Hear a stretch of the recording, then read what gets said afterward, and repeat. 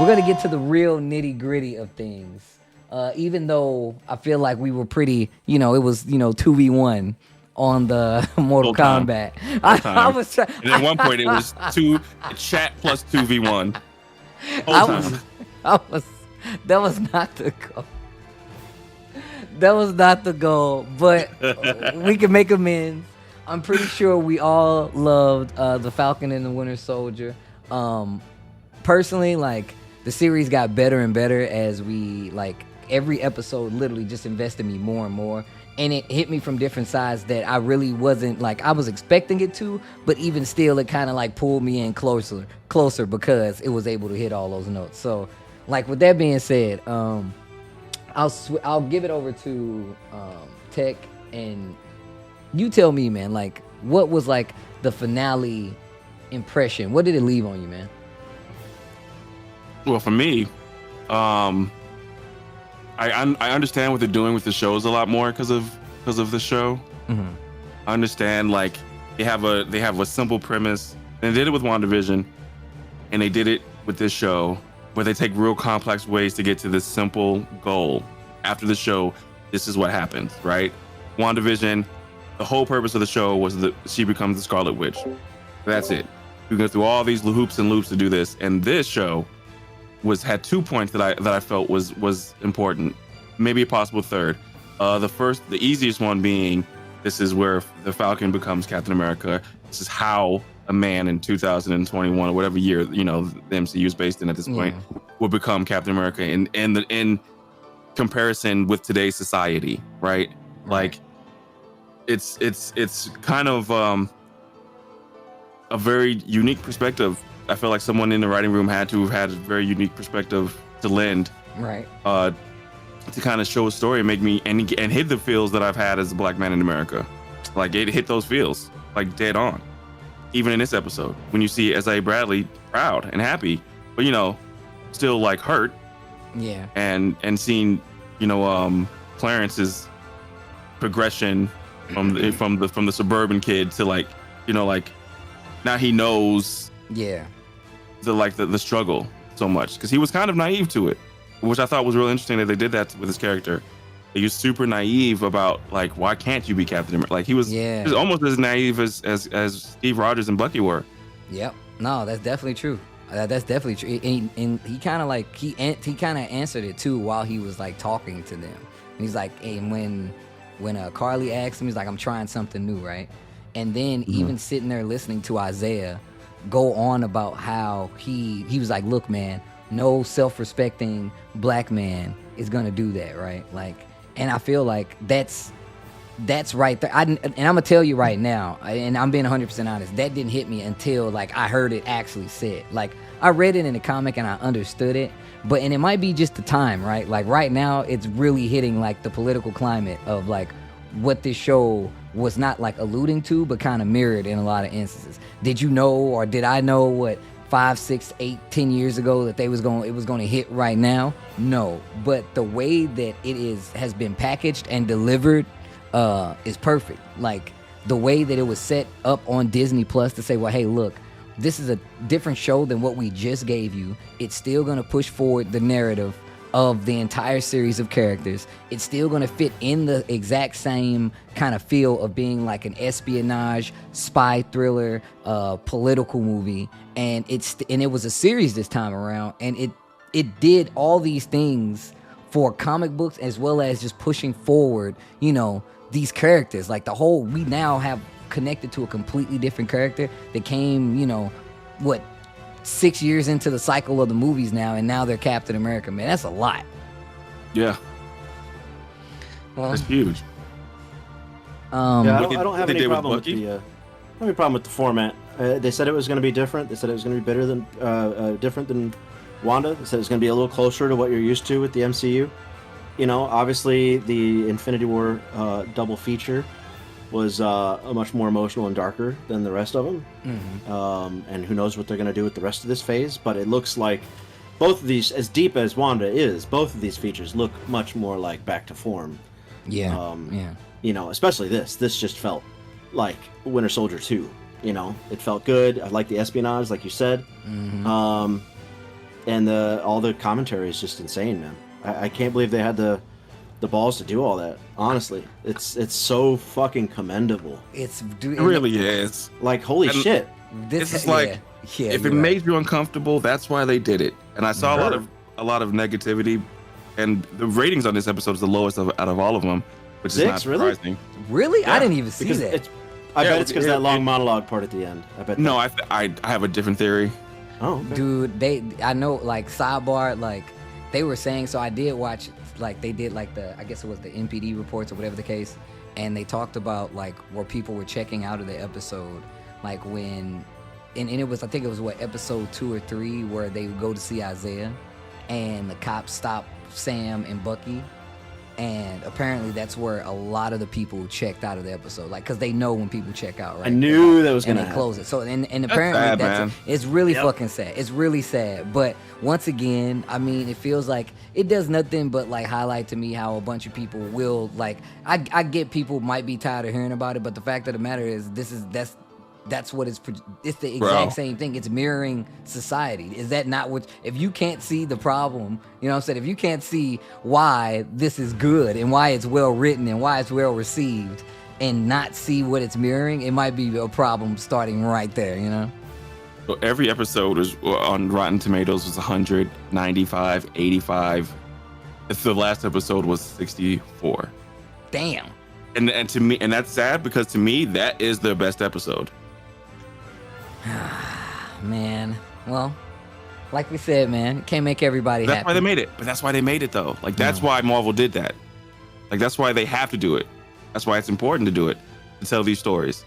Because it makes people, it turns a certain person off.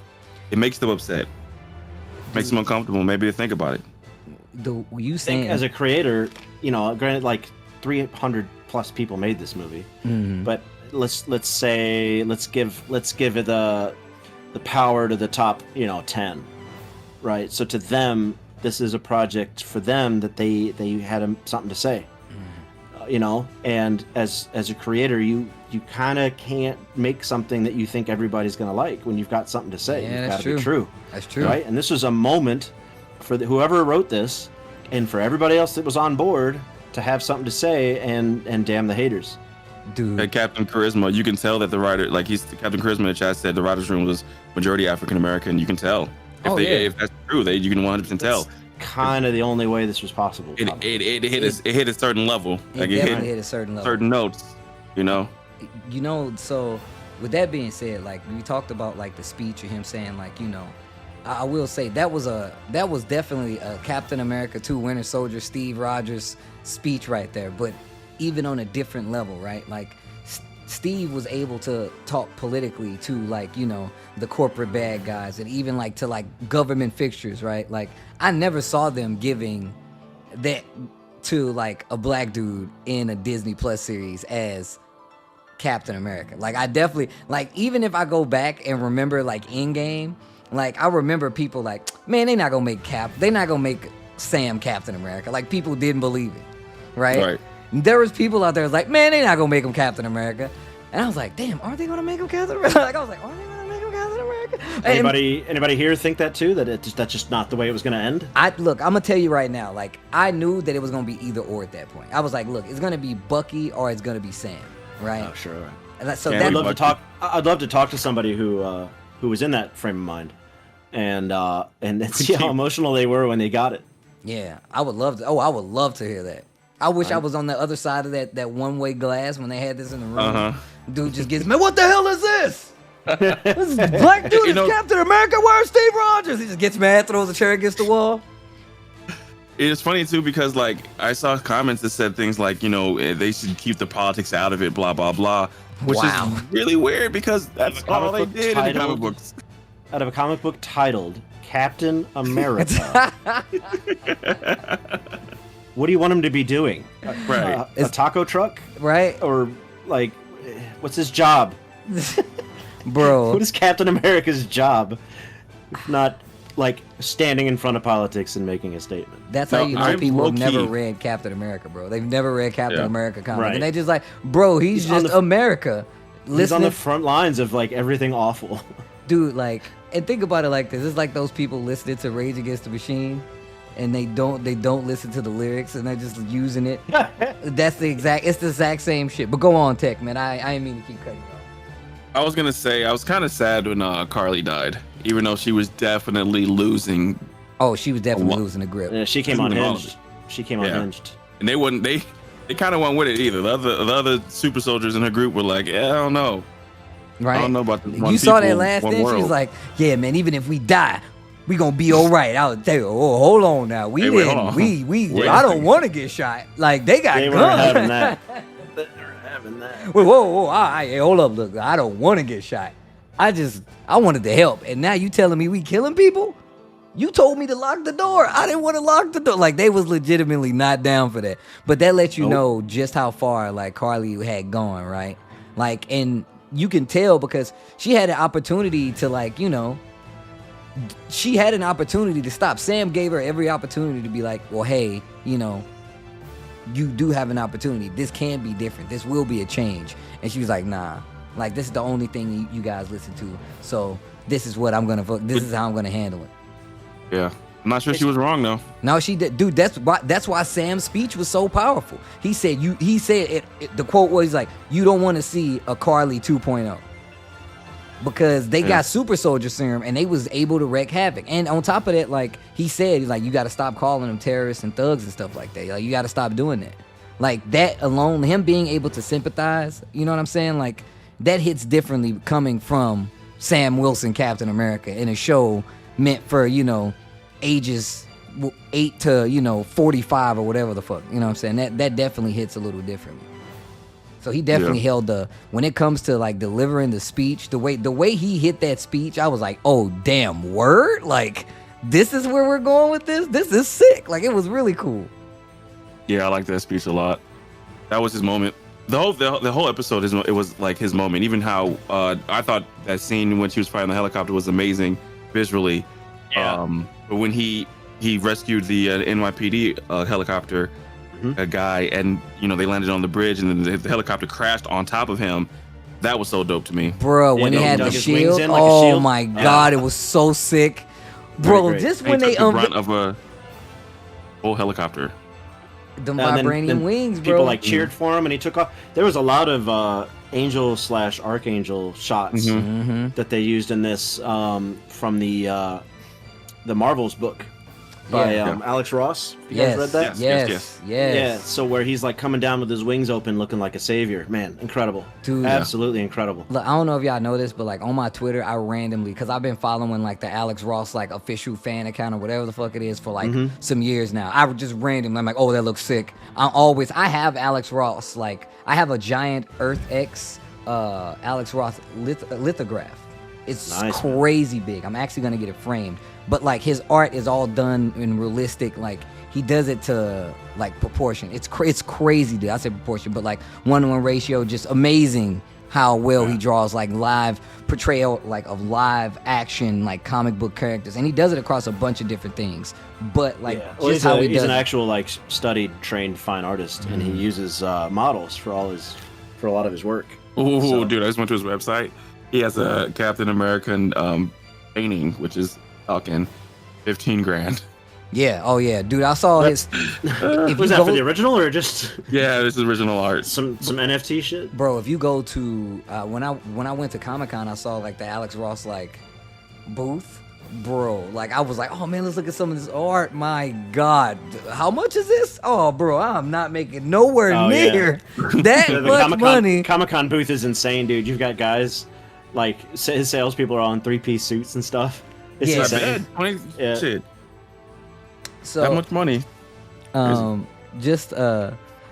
I had a few things that I wanted to touch on, man. What did you guys think about the vibranium wings, the suit, like the suit unveil of him flying and with the shots of him like throwing the shield and it bouncing back? That shit, which we was just talking about Alex Ross, that shit was legit. If you freeze it, some of the shots were literally, like you said, like not only take it from that, but they're like so comic book accurate, it's crazy. It's so good. Down to the exaggeration of like the scene where like Sam came out of the water and dove back down and the wings were super exaggerated to the point, and it was kind of like curved up on the side of the script. It would look. I was like, it was like my brain froze on that shot because it looked that good. I was like, damn, they really nailed home the outfit. Like, but what did you guys think about the outfit at home? And like, Tech, Ben, what did you guys think? Go ahead, Ben. I expected a little more Wakanda. Mm-hmm. I know that's not what probably anybody wanted, and I know it probably wouldn't have even worked. Right? It wouldn't have worked. It probably wouldn't have worked, but I was expecting more tech, less fabric. So it does look like a really nice version of what Steve had on. A lot more white in it than blue, which is interesting. Definitely contrasts a strong, handsome black man. So that's cool, right? Like Captain America wearing all white. So that's dope, right? Yeah. But I just expected a lot more tech, a lot more like Bucky's arm. Like I said, like in the last show we did, like black and gold or whatever. But that's cool. I get it. It's pretty, and the reveal is incredible, right? When he busted through the window, like insane.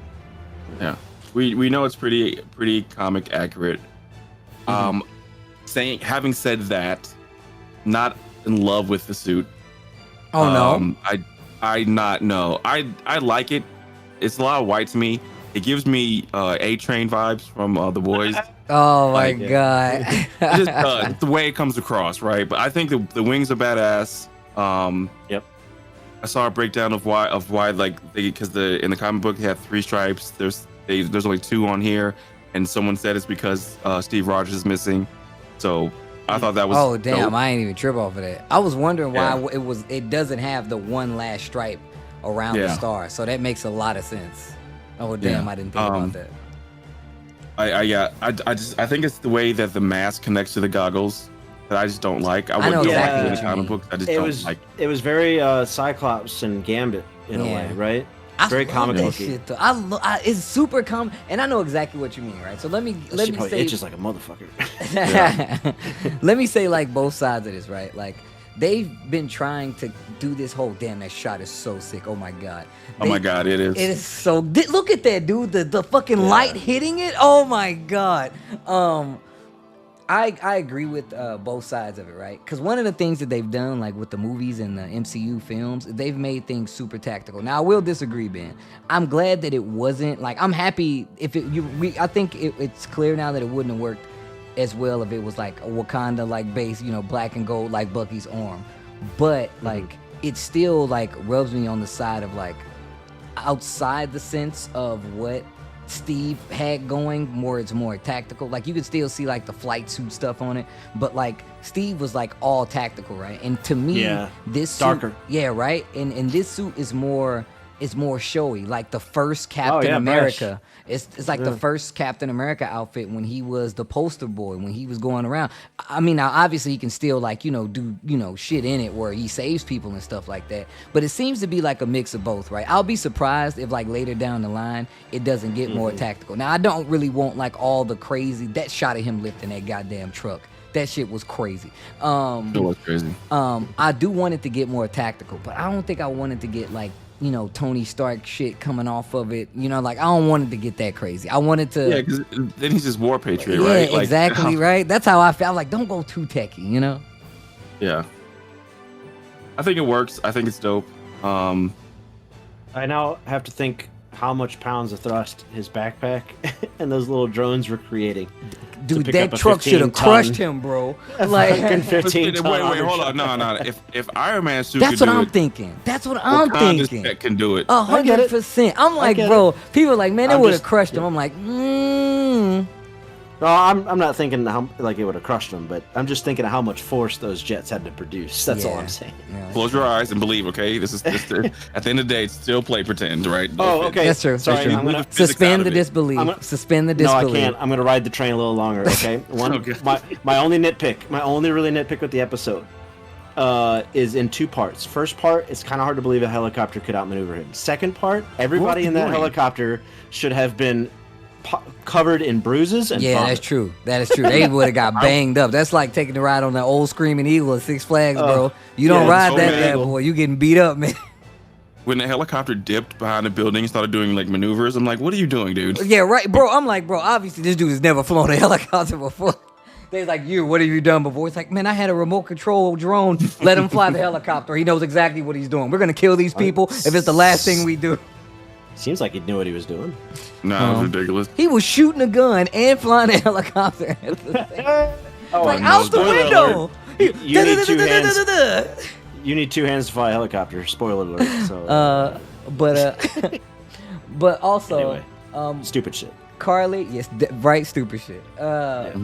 Carly, obviously she's dead, but I felt like that's what Batroc literally said. What Batroc said came to pass, man. Like, Carly got to the point where he, like, just like he told Bucky, and I think that's why it was smart that Bucky was reasoning where, like, hey, man, like, if you keep going down this route, like, you're not gonna like what comes out on the other end. And Zemo said himself, like, bro, she's beyond redemption. Like, that's what happened. That's literally what he's been explaining the entire show. It's like, every time people get the serum, they get power crazy. Like, that's what's gonna happen, and Carly's gonna lose it. It just so happened that it's almost like Sam needed to see that too, because Sam had like infinite hope in everybody, right? And he's just like, I'm not gonna fight you, I'm not gonna fight you, and she did not care. She did not care at all.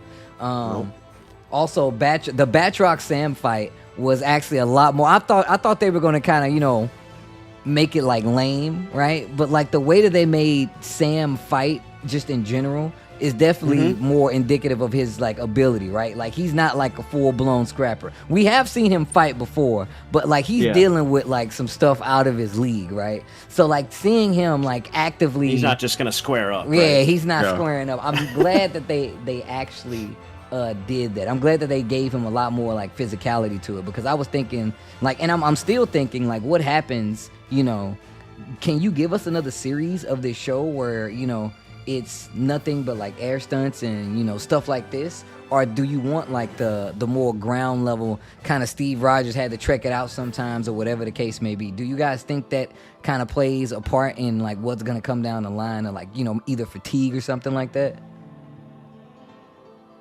Well, like what kind of action we want in the future? Yeah, just kind of what kind of action you would want in the future.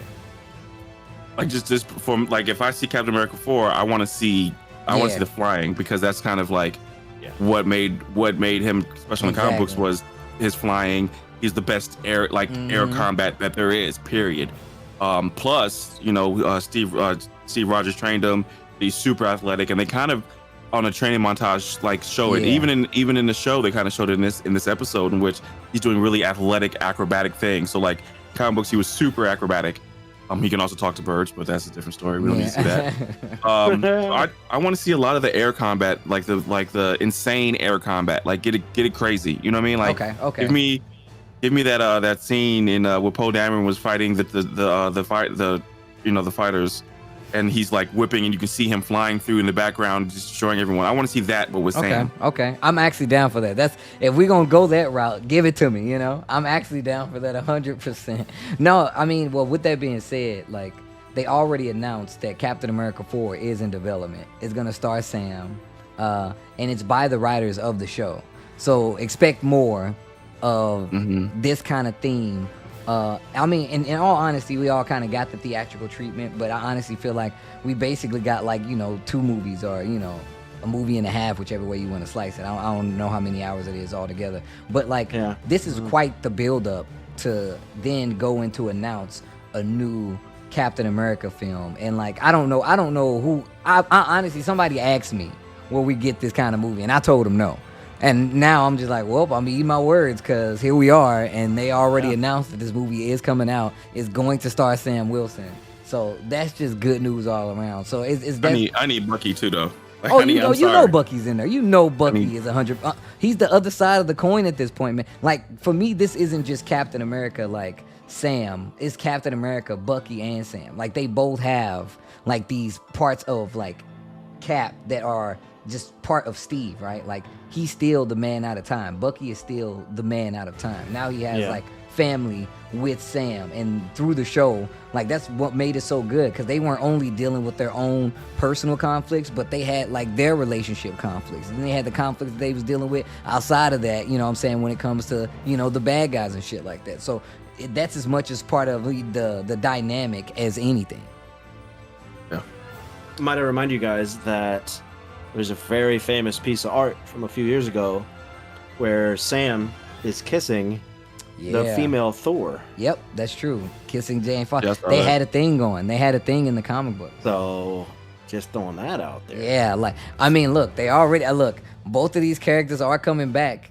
It's kind of obvious that Natalie Portman's character Jane Foster and Thor aren't together. So you never know. You never know. I wouldn't be surprised. Like you said, I wouldn't be surprised because of that, Ben. That's what would make me not surprised.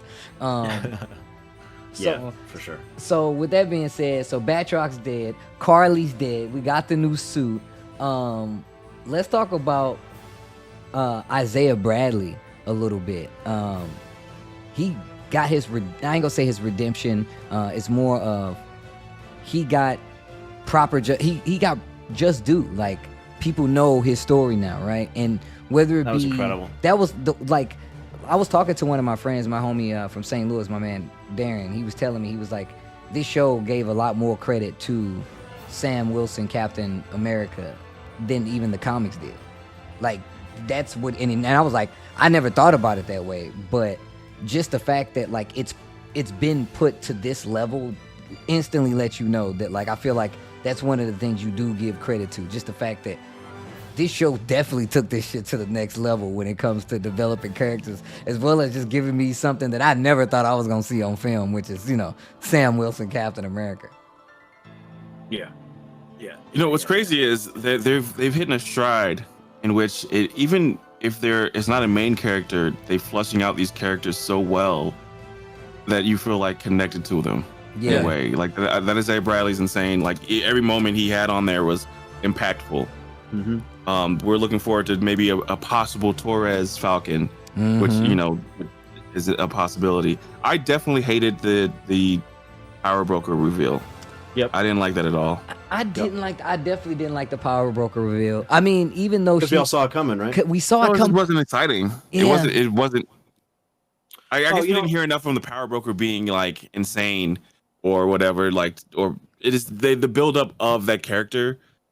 Okay, cool. It's her. You know what though? There's a chance it's not. That's what I'm thinking, because she never explicitly says. It could still be Zemo. Yeah, I think it could be. I think it could be somebody else just in general, because she never explicitly says that she's the Power Broker. She had a lot of power. Don't get me wrong, and she was definitely manipulating Carly, but she never explicitly says that she's the Power Broker. Now it is implied, and it very well could be that I'm just trying to suspend it myself, but she never says that. Also, I think that Sharon Carter is possibly a Skrull, and I don't know like how this plays further, but it kind of makes sense seeing as the character kind of does a full-blown, I ain't gonna say a full-blown swap, but she's so jaded to where she would still secretly work against Sam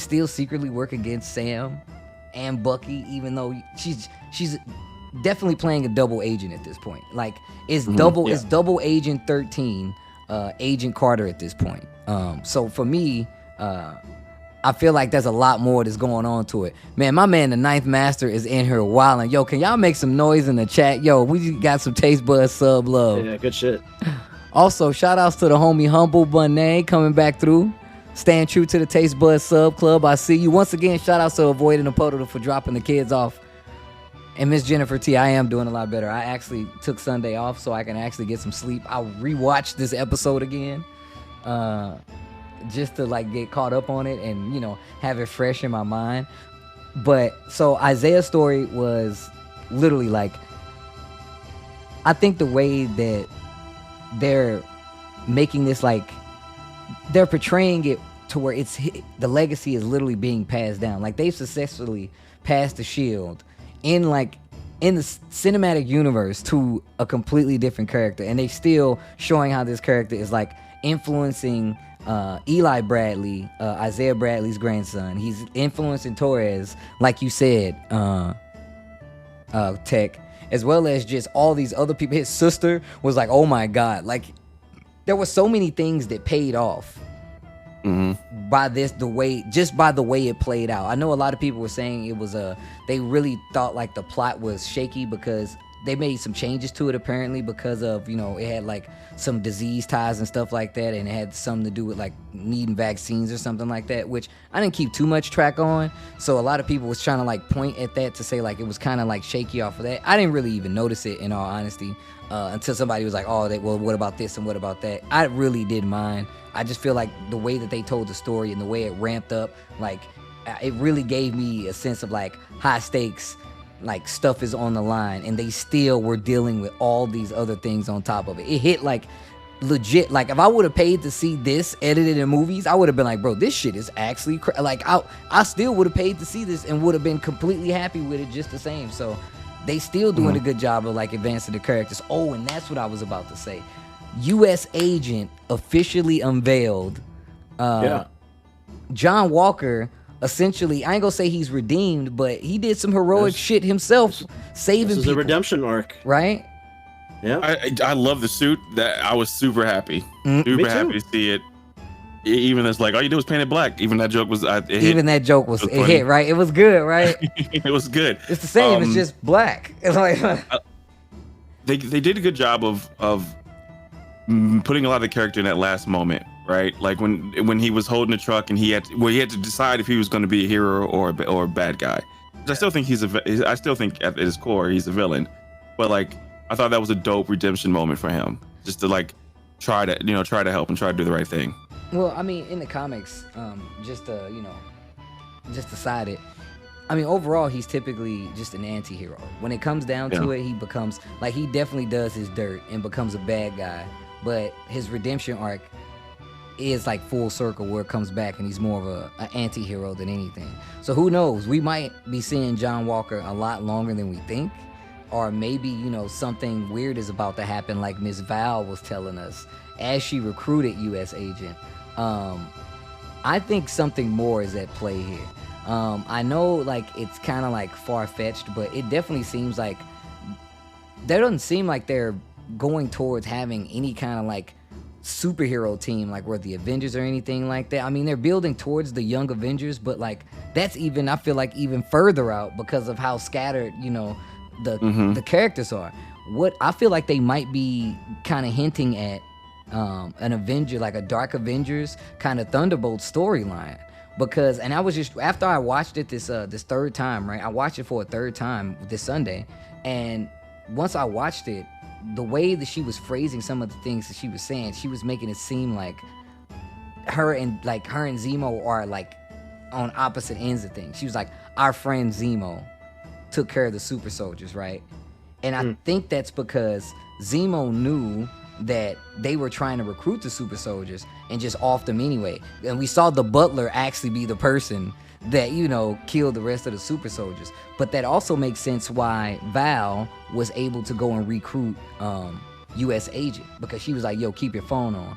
Things are about to get weird. So what if Zemo in the raft is getting his own team together to go up against this Val team, which is government sanctioned like Avengers, but it will be the Dark Avengers, versus Zemo's Thunderbolts, which is original, which is, you know, comic canon, where Zemo did create the Thunderbolts and they eventually become like a good team, but they were created by Zemo. So it's like, is that something you guys would be interested to see? I don't know how much I go into the comics, but do you think that's something that will play out, them not having like a major superhero team battle, but having like these two enemy teams going against each other? And I think it's more likely because the Dark Avengers got really powerful during Secret Invasion. And Secret Invasion is one of the smaller storylines that are getting its own Disney Plus series.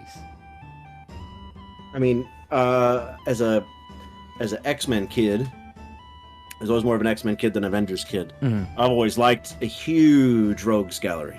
The Brotherhood of Mutants, like Magneto and his crew was just like 50 deep, dude. It was just like a huge list of villains. So, you know, for this universe to get a large group of villains that our heroes always have to be messing with, keeping under control, and they're not going to kill them off, and we got a large collection, like, look at the Thunderbolts, man. We got Taskmaster, even Black Widow at some point, Norman Osborn, Wilson Fisk, like, you know, Baron Zemo. You know, it's just like we need a new rogues gallery. We're tired of like, here's a new villain, they're gone now. Here's a new villain, they're gone. It could become villain of the week real quick with movies. It can happen. Yeah. And I feel like it'll be a shame if you take all the stuff they've been doing with all these characters and then like they keep it at a small number. Like I don't want that. Yeah. Yeah. Like I know we're taking a step back after Endgame where we got that big grandiose scene, but I do need that. I think I need that to be my end cap for phases. Like I need big, like huge amounts of battles with huge characters like that. Yeah. Like I think I need that now. Don't just give me 10 heroes and call it a day. I like the investment that they're putting on like adding. Like they kind of did the same thing in Spider-Man when they dropped off a bunch of characters and they were just like instantly you knew who all the like, oh man, that's like that guy could be the Scorpion and that guy could be this guy. Like I actually like that as well. I also think that's one of the things they did very well about bringing back to the fold, right? They brought all these characters back from like returning series. So now they still play a part and they still have some history. Granted, sometimes they kill them like Batroc, who was apparently dead. But I think that would be cool, them having these characters have a returning role and setting up like rogues galleries that kind of travel in between, right? That have like a staple that they have to deal with. But what if, what I think they're doing? They're setting up all these characters for like, what if like, the main Avengers, or there is no Avengers team, but they have like, the young Avengers come and deal with them and all these other characters who already have history because they were established bad guys from these guys, Mm-hmm. So it definitely looks like they know what they're doing when it comes to setting up the rest. I also, talking more about like Sharon Carter, I feel like this is really setting up like what is going to happen with this character, because apparently Sharon Carter is returning in a future Disney Plus series, right? Okay. My thought would be it would be Armor Wars, because she talked about obtaining tech from the military and getting access to it because super soldiers were off the table, which is also another reason I think that her and Val might actually be working together. Like that circle just seems like it's way too tight. Like they all knew about like the super soldiers. Val knew every piece of information that involved like the shield and stuff like that, even though she was never seemingly around. Like I feel like there's a circle of information that's happening, and I think it's those two like either working together or they both know more than they're letting on, which is kind of obvious at this point, just given the lines. But I think that Agent 13 might be like the either the new Madam Hydra. I think she might be Madam Hydra actually. If this heel turn is correct, she could be, I feel like, a more adequate Madam Hydra, working like as a kind of like double spy person. I think that would be cool. You want to know what bothers me though? What's up? If this is Peggy Carter's niece, right? Right? That's why I think she's a seems Skrull. So odd. That's why I think she's a Skrull, bro. I'm like, bro, it seems so odd, dude. Like the niece of literally the most wholesome human was Captain America, and he was in love with Peggy. So, Peggy's family has that horrible villain inside of it. It seems really weird to me. That's what I'm saying, man. Like, I think they're trying to blame it on the snap. But that could be the cover, right? They could legit be saying that, like, apparently, Agent Carter, like, Sharon Carter was snapped. But she's been apparently laying low in Madripoor this entire time, and she was able to amass all of this in such a short amount of time. Like, what if literally, like, Sharon Carter got blipped, right? And she's off somewhere else, and there's a Skrull in her place. And that's why she's literally, like, she can use her power and info. She can use her Sharon Carter's personality and literally just rise to power. I feel like it's... That makes her unveiling her face from the little whatever, like the face little device, makes it completely pointless. I mean, it does, but it's still covered. It's still she can't go back. She can't use her scroll powers in front of Bucky. She could just change in the bathroom and came out or something. Like it was just it was extra. Yeah. But it's possible. I would tend, knowing the character of Sharon Carter, I would think so far. I also don't know the comic books.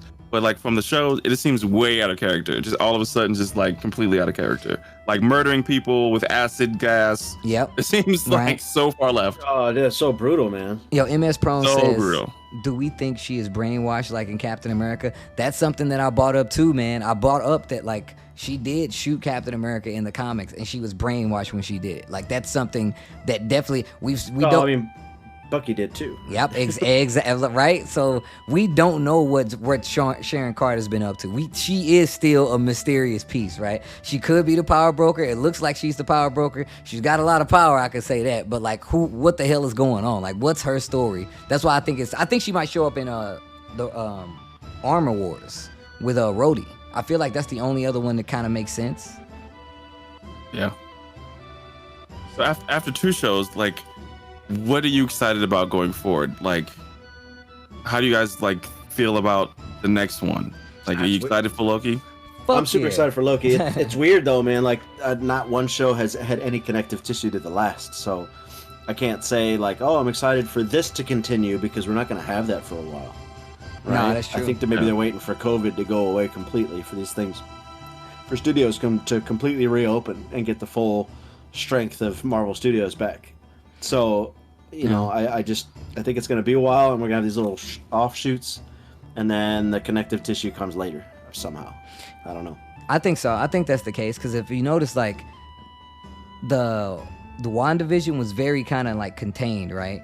Like, and even though it did happen on the coast, but it was contained because it dealt with just different organizations, right? Like, it was a Sword was involved, and they were off somewhere else. And this is kind of like a globe-trotting adventure that we just saw, right? They were going all different places, Madripoor over, and they were going a lot of different places to where they're government officials. They're going to be moving around, right? So it makes sense that these guys would be probably the most, visible of the bunch, right? Because they're closely working with the government. But let's just say Loki, that is outside a regular timeline, right? Like, that's even further left, right? Like, we started off further left with the pocket dimension, and then we came back to the real world with, Falcon and the Winter Soldier. Now we're going way back to the left, for the Time Bureau and you helping correct the time. So, like, they're still doing, like, and this is one of the things I originally pointed out about Marvel. Like, each movie is kind of its own genre, right?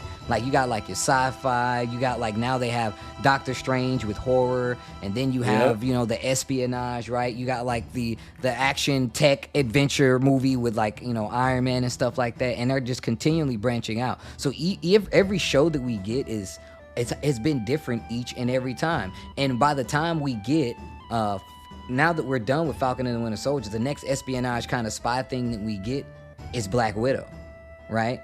And then later on this year, we have Shang-Chi, which is like a big action martial arts epic payoff movie, right? So every movie that they've been coming out with has been hitting a different kind of notch, and then they bring them all together, which is, I think, a part of the formula. So for me, I feel like what's gonna happen next is like, I'm just excited to see, like, and it's so generic to say, but like, I'm so kind of like drenched in the Marvel juice at this point. Like, I just want to see where they want to go. I want to see where they want to go, and like, can they take, like, for me, it's just like, look, I'm gonna be here with you all the time, but are you gonna take all these other people that's waiting for this shit to drop? Like, can you do that? Like, I want to see how it plays out, how they continue to write in these people. They just said, what, Emily Clark just joined the MCU, and now they're saying, what's her name? What's her name? The girl Bobby. I can't remember her name from Stranger Things. They're talking. Really?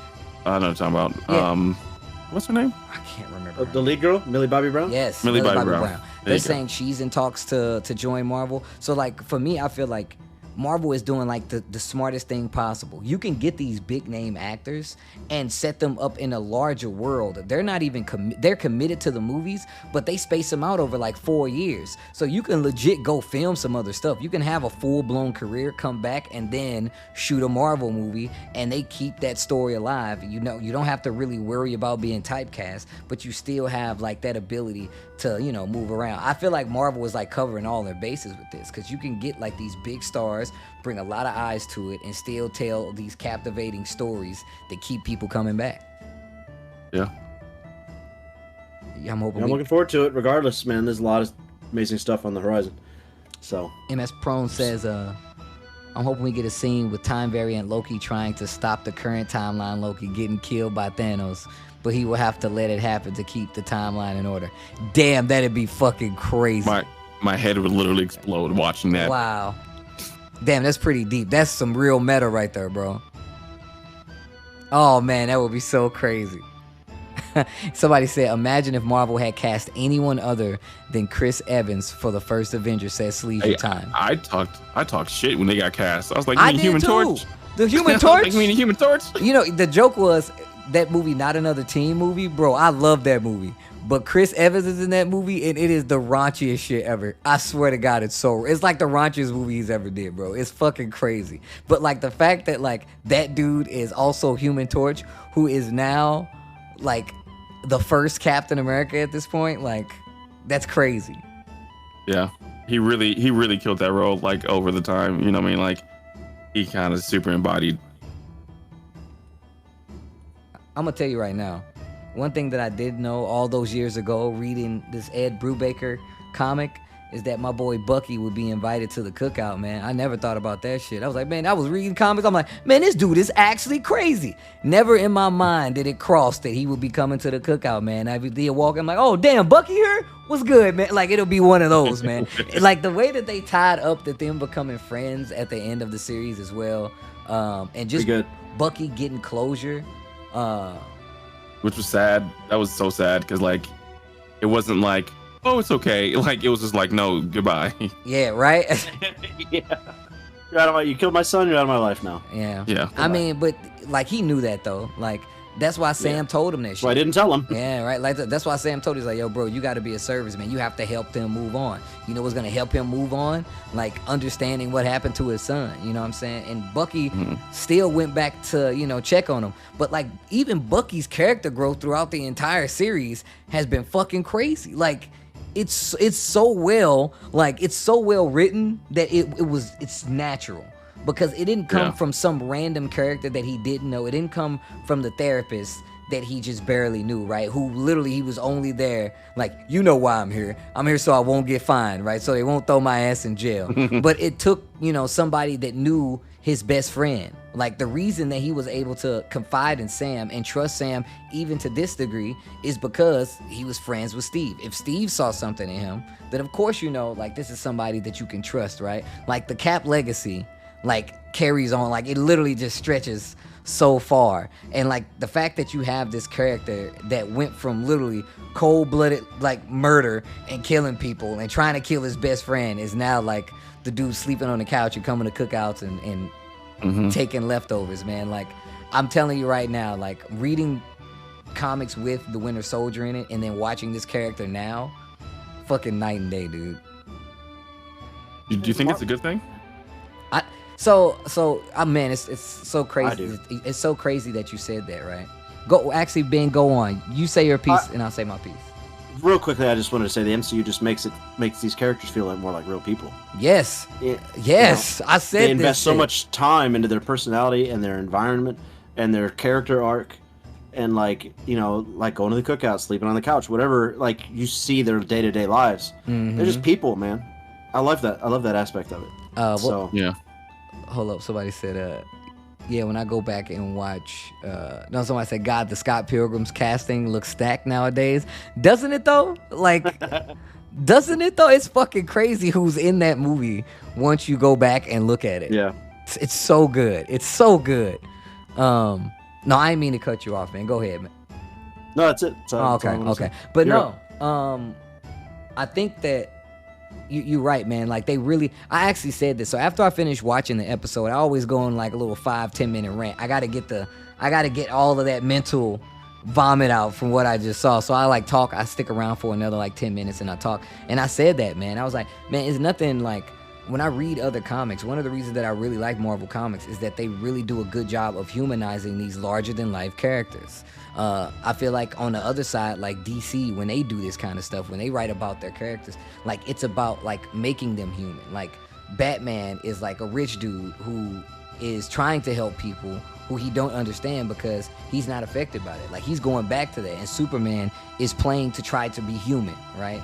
And I think it's more about the fact that like they're showing just normal humans in a lot of these cases. Not saying that DC doesn't do it or any other, comic book label doesn't do it, but just the way that they write their characters, they really do have a knack for humanizing these larger than life characters. Like Matt Fraction's Hawkeye run, right? Like I don't know if man, exactly. That shit is beautiful to me. Like I was like, you never think that that's how you can write. It's a slice of life superhero book. It's great. It's so good, dude. Like, and the way they just kind of make it, like, they don't make it full blown go back into, you know, their superhero life. Like, it's literally like you get cameos, you get like instances where they reference it and you know about it, but a lot of times it keeps them grounded. It keeps them right there. It's like, oh yeah, what was that one time? You know, like stuff like that. I love how they do that, and it makes these characters so much better. But I will also say this: even with the comics, as much as we love them, it's starting. And this is gonna sound really weird, and it might catch a few people off guard, but it's starting to come the whole anime, the manga versus anime effect,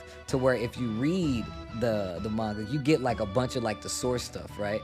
But like that interpretation when it goes to anime, sometimes like they animate a few different things and they change a few different things.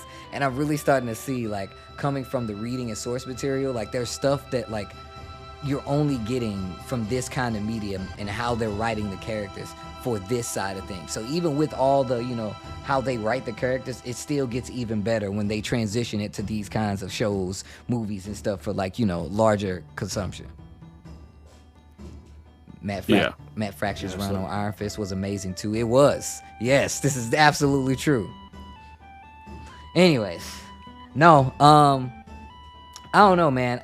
Look, just like we said, the next stop on the Disney Plus show train is Loki. We already watched the trailer for it. I'm hella hyped for it, and it's definitely going to be like quite the change. That's another thing that's done really well, looks right? Crazy. It's such a complete change from what we just got through watching, and even the one before it. So it basically just, you know, renews itself all over again. You're like, well, now I got something completely new to be interested in, and it's still in the same world. This is sick. It's kind of insane. As far as like the what Marvel's giving us this year is you always wonder what they could do next. You know, like as far as like how can they top themselves, and I think they're doing it in a different way than what, you know, would have been the normal way of doing it. No.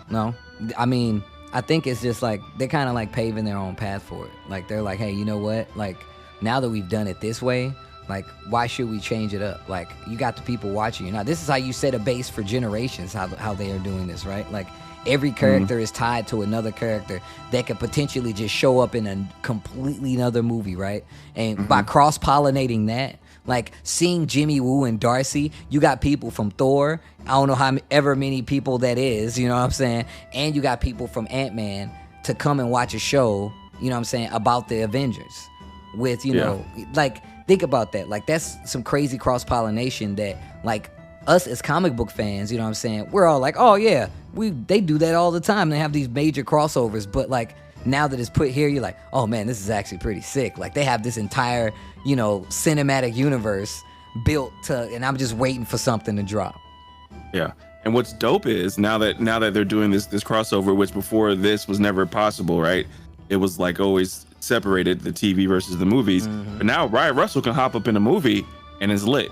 Right. You already have backstory. You already know what his wife looks like. You know so much now, just because of the character development that they did, you know, in the TV show. That's amazing. And vice versa. We're gonna see people in the movies. It's gonna show up on the shows. It's gonna make people flip our shit. Which we were supposed to have that moment with Julia Dreyfus, but you know, coronavirus. But that's dope to me. Like, I think that's the dopest part. Like they could just introduce TV stars to making movie stars instantly. You know, like I don't know what Ryan Russell's already been doing his thing, but you know, not you know, once you get that MCU, you know, that's a different flavor. Feeling right it hits different.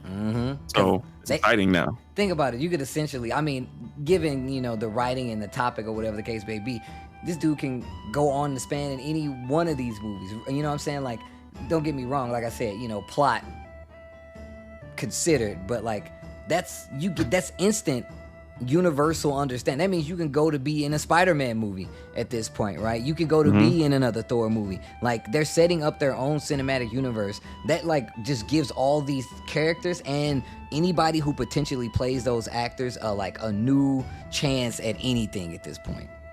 Yeah.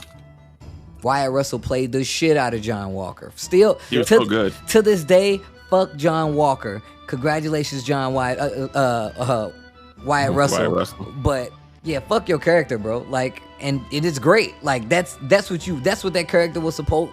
If I came out of this not saying like not fuck, U.S. agent, then I felt like he would not. That's not a good enough job, right? Like, you don't want to like this character. He's supposed to be a bad guy that redeems himself. That's what made the whole point of his character arc.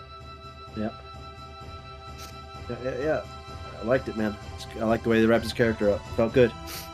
Well, so Loki comes out in what, June? Is June 11th? June 11th. So I'm still watching. I don't know if you guys are watching Invincible, but I'm all caught up. All caught up. So that's what I'm about to do after this call. After this call, we're gonna watch the last episode. I don't know how I'll be waiting till Mondays, but I gotta make sure I'm avoiding like pictures because people put the stills and stuff up on their Twitter and shit, and I'm like, oh my god, I gotta dodge and stuff. But I'm gonna watch that today. It's not. I'm still trying to find like a new show to watch, and I'm actually talking about it in the Taste Buds in the Discord. I need to get in there and check like their new submissions. But I'm trying to find a show to watch to keep me, busy in the meantime. I will pass the ideas along just in case y'all ever want to come on and talk about it. You never know, we might be watching the same shit. So I think that's good too. But unless you guys got anything else you would like to add, man, I feel like that sums up, how I personally felt about Falcon and the Winter Soldier, or should I say Captain America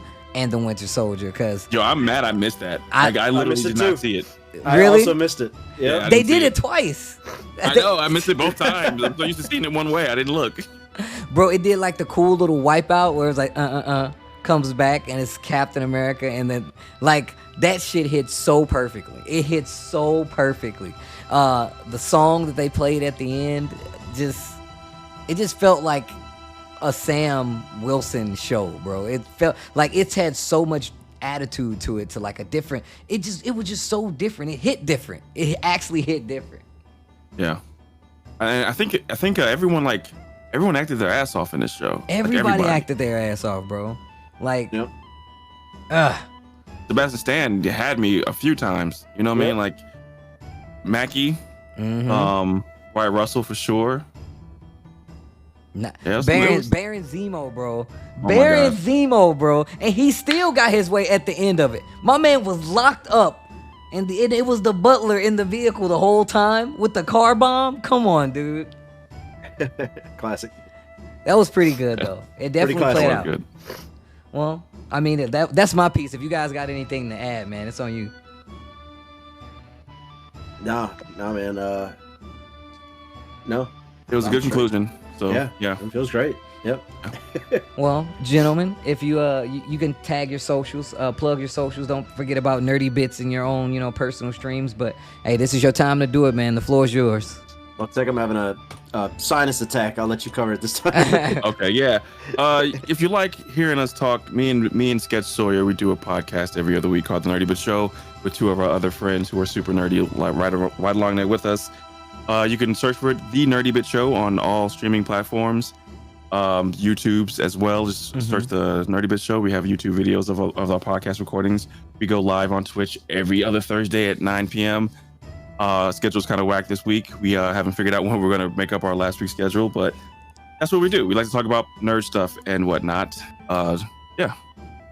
Well, yo, hit him with it one time so they know where you coming from. Hit him with the Tech Supreme. Hit him one time. Tech Supreme. Oh, that's what I'm talking about. Well, gentlemen, it's always a pleasure. I'm glad you guys are always here to share your opinions with the Taste Buds as well as myself. I appreciate the great minds and the talks, regardless of where we fall on like in Mortal Kombat. So I appreciate you guys, man. I appreciate you having us, man. Thank you so much. All right, y'all. Take care. Appreciate everybody. Yo, peace. Yo, Taste Buds. Yo, chat, can y'all make some noise for the homies real quick? Can y'all please make some noise in the chat for the homies real quick? Two of my good friends from back home in St. Louis. But if you do like the watch-along thing, I typically do watch-alongs on Fridays when these new episodes come out. The season is over, so they don't start back until June, but that's going to be Loki, so it's going to be a different show, but still we're going to have a full-blown discussion about it just like this. We talk about the ins and outs, what we know, what some of you guys don't know. Sometimes you guys know more, but it's really cool to have like the different perspectives on the show, because some people love it, some people hate it, some people think it's corny, some people think it's just bad, but it's always cool to have a floor to come and talk about those things with the Taste Buds.